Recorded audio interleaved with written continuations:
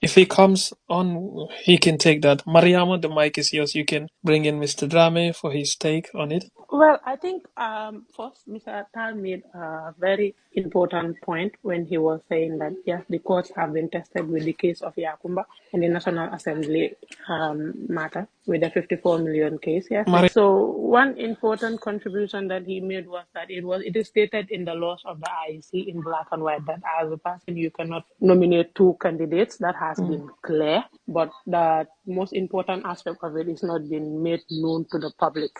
That is the most important aspect. Like Salieu was saying, some people went ahead more than 200. They got 600 from other areas. Well, that was a precaution that they took based on experience, I would say.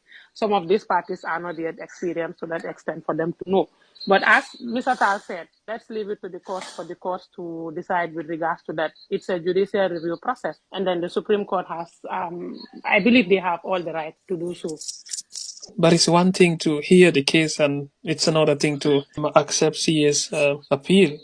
Yeah, it's one thing to hear it, and it's another thing to accept it. That's why we are saying that let's wait and see what happens by next week. The case is either on Monday or Tuesday. I forgot the date, but it's one of the days I believe. So maybe whilst we're waiting for Mr. Taal to come back, we could have Mr. Drammeh to come and explain his share of experiences with regards nominations and politics in the Gambia, because we've seen the occurrences presently. They have not been occurring before. So maybe he could give us a synopsis of what was happening before during his most active days in the system and now what we are seeing. Mr. Drammeh. Thank you, Mariama.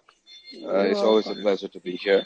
There are two interesting features in this year's election. That is the fact that we initially, when nominations are done, they're either accepted immediately or not. We've seen that this year they have had a number of days to review all documents that are presented by all the candidates and then have this public scrutiny, and then the declarations were made. I think also the fear of a lot of us was that the IEC was going to go with the lower route and then would have qualified or disqualified based on law.